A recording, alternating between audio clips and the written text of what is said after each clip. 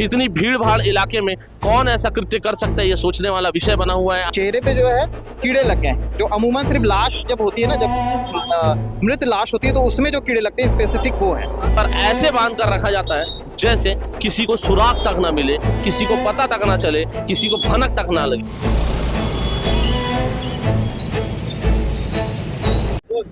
नमस्कार, मेरा नाम सोहेल है और आप देख रहे हैं भिलाई अपडेट। और आपको बता दूं, हमारा जो थीम है भिलाई अपडेट का, खबरें डंके की चोट पर, उसी के तहत हम पहुंच चुके हैं। और आपको बता दूं कि भिलाई में आज सवेरे सवेरे सनसनी फैल जाती है जब एक महिला की लाश नाली पर मिलती है। नाली पर ऐसे बांध कर रखा जाता है जैसे किसी को सुराग तक ना मिले, किसी को पता तक ना चले, किसी को भनक तक ना लगे। लेकिन आखिर जो क्राइम करते हैं वो क्राइम कितना भी बारीकी तरीके से करते उसका उजागर होता है। उसी तरीके से इस क्राइम का भी उजागर हुआ है। और आपको बता दूं कि इस नाली पर बड़ी सफाई से इस बोल्डर से एकदम नाली से चिपका कर उसको रखा गया ताकि पता तक ना चल पाए उस बॉडी के बारे में किसी को। महिला की बॉडी है, उसके हाथ में साफ साफ लिखा हुआ था लखन, आरती और एक नाम और था, सुरेश नाम था। ये तीन नाम हाथ में गोदना की तरह से गोदा हुआ था और लिखा हुआ था। आखिरकार ये महिला कौन है, कहाँ से आई और उसकी बॉडी यहाँ पर कैसे पहुँची, ये एक जांच का विषय बना हुआ है।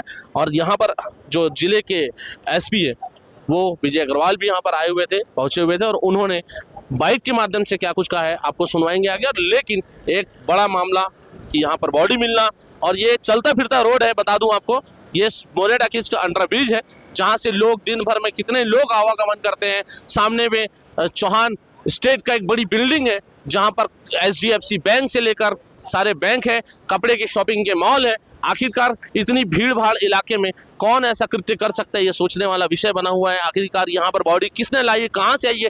लेकिन अनुमान जो बताया जा रहा है कि एक महिला, इसकी जो उम्र है लगभग 35 से 40 उम्र लगभग बताई जा रही है। और इस महिला, ये ग्रामीण महिला बताई जा रही है। लेकिन आजकल अमूमन हाथ में गोदना तो कोई भी गोदवाता है, चाहे शहरी हो चाहे ग्रामीण हो, कोई भी। आखिरकार बड़ा विषय बना हुआ है। आइए हमारे साथ एक पत्रकार है KP न्यूज़ के, सीमांत जी, उनसे बात करेंगे और इस बारे में जानेंगे कि आखिरकार इस टाइप की जो कृत्य हो रहे हैं क्यों हो रहे हैं।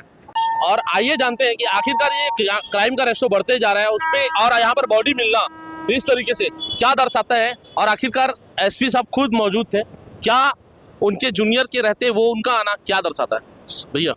क्राइम रेशियो बढ़ा है, इसमें कोई दो मत नहीं है। और पिछले कुछ समय से लगातार, जैसे पहले चाकूबाजी से और कटरबाजी से घटनाएं शुरू हुई और उसके बाद धीरे धीरे जो है मामले बढ़ते गए। मामले बढ़ भी रहे हैं बहुत छोटे छोटी चीज़ों के लिए। और इससे पहले आज जो घटना हुई, आज 8:30 8 बजे के करीब फ़ोन आना शुरू हो गया। यहाँ पर आए तो पता चला कि ये सारी चीज़ें ये थी कि नाली में जिस तरह से अभी भाई ने बताया होगा कि जो शव मिला, महिला का शरीर मिला है, हाथ में नाम वगैरह भी लिखे हुए हैं। स्पष्ट रूप से ये बता पाना थोड़ा सा मुश्किल होगा कि जो हाथ में नाम लिखे हैं वो, क्योंकि टैटू का एक अलग रहता है, हम लोग के हाथ में भी टैटू है तो वो अलग दिखता है, लेकिन उस हाथ में जो टैटू है वो बहुत अलग दिख रहा है। वो जितनी बारीकी से लग रहा है, थोड़ा सा डाउट जा रहा है और पूरी चीज़ें संदेहात्मक है। दूसरी चीज़ की पिछले कुछ दिनों पहले पुरई में एक घटना हुई। पुरई में भी ऐसी घटना की महिला को जला दिया गया था। बाद में पता चला कि उसके बॉयफ्रेंड ने जलाया, क्योंकि उसकी ऑलरेडी पत्नी थी और वो अपनी गर्लफ्रेंड से परेशान था, छुटकारा पाना चाहता था। उसने ये सारी चीज़ों को और खुद जाकर के उसने एक बता दिया कि ताकि वो कल्प्रिट ना लगे, ये लगे कि वो हाँ बिल्कुल प्रार्थी लगे, ऐसा करके। लेकिन इस घटना में ये भी एक अंधा कत्ल ही है, क्योंकि 2 दिन पहले, 2-3 दिन अनुमान बताया जा रहा है। हर चीज़ में इसमें अनुमान है, कोई भी चीज़ें स्पष्टीकरण आप नहीं दे सकते खबरों के माध्यम से। अनुमानित ये है कि 2 से 3 दिन की बॉडी है। बदबू आना शुरू हुआ तब लोगों को जानकारी हुई। दूसरी चीज़ है कि बोरे में बंधा हुआ था शरीर, नीचे का हिस्सा अलग बोरे में है और ऊपर का हिस्सा अलग बोरे में है। ऊपर के हिस्से में जो बोरी है वो जूट वाली जो बोरी होती है वो है, तो चेहरे पे जो है कीड़े लग गए हैं, जो अमूमन सिर्फ लाश जब होती है ना, जब मृत लाश होती है तो उसमें जो कीड़े लगते हैं स्पेसिफिक वो है। नीचे का जो हिस्सा है वो पूरी तरह से फोल्ड है, तो अभी बता पाना ये भी मुश्किल है कि वो हिस्सा है कि नहीं, कि फोल्ड है वो, लेकिन वो बोरे में बंधा हुआ था। हाथ दोनों बाहर निकले थे, एक हाथ में कंगन वगैरह थे, चूड़ी वगैरह थे, उसके आधार पे बताया गया कि महिला है। हाथ में आरती, सुरेश और लखन। सुरेश और लखन तो खैर मैं क्लियरली नहीं बोल सकता, लेकिन आरती स्पष्ट रूप से लिखा हुआ है। इसमें क्या लगता है कि 1 से 2 और ज़्यादा हो सकते हैं इसमें शामिल? अब जिस तरह से लगातार मामले आपसी संबंध को लेकर के हुए हैं, है ना, कंटिन्यू ऐसे ही मामले सामने आए हैं, तो ऐसा माना जा सकता है कि 1 से अधिक भी हो सकते हैं। हम लोग खबरें बनाते हैं हम लोग। जांच करना एफएसएल का काम है और पुलिस का काम है, वो पुलिस जांच कर रही है। एक अनुमान लगा सकते हाँ, एक अनुमान लगा सकते हैं। लेकिन ये है कि जहां मुझे लग रहा है हड़बड़ाहट में उसने शव को यहाँ पर फेंका है, क्योंकि प्लानिंग अगर ऐसी रहती तो बहुत सारे जगह है फेंकने के, लेकिन हड़बड़ाहट में उसने यहाँ पर फेंका।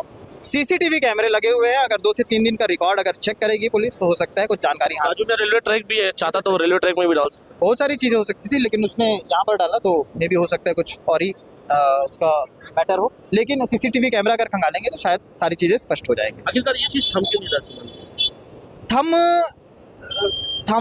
थमने के लिए ना जो एक एक्यूरेट टीम होती है ना, उसको वैसा काम करना पड़ेगा। अभी क्या हो रहा है, बेसिक पुलिसिंग ज़्यादा है, तो बेसिक पुलिसिंग में एक 18 महीने पुराना एक मामला सामने आता है जब गनियारी में हत्याकांड हुआ, बेसिक पुलिसिंग की वजह से हुआ। तो ऐसा नहीं है, नो डाउट एसपी साहब हैं तो बेहतर काम हो रहा है, लेकिन कहीं ना कहीं इन तमाम सारी चीज़ों में जो है बंधे हुए हैं।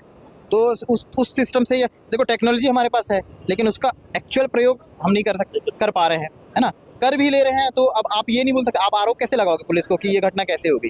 वो पुलिस की जिम्मेदारी नहीं, घटना होगी, होना है।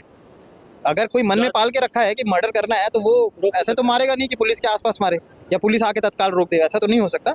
ये चीज़ें जो है सामाजिक रूप से जो समाज के लोग होते हैं ना, उनको इकट्ठा करके अपने अपने समाज के लोगों को भी समझाना चाहिए कि हर काम सिर्फ पॉम्पलेट या चौक चौराहों पर सामाजिक बातें करने से नहीं होता है। समाज के लोगों को इकट्ठा करके अपने लड़कियों लड़कों को सिखाएं कि क्या चीज़ सही है, क्या चीज़ गलत। हमारे यहाँ पेरेंट्स आपस में बात नहीं करते, पेरेंट्स और बच्चे आपस में बात नहीं करते, सारी चीज़ें बिगड़ती हैं और अब चीज़ें हाथ से निकल चुकी हैं। उसे सेट करने में समय लगेगा, इसलिए हर चीज़ पुलिस पे आप नहीं डाल सकते। तो क्राइम रेशियो तो बढ़ा है, लेकिन इसमें कोई दो मत नहीं है।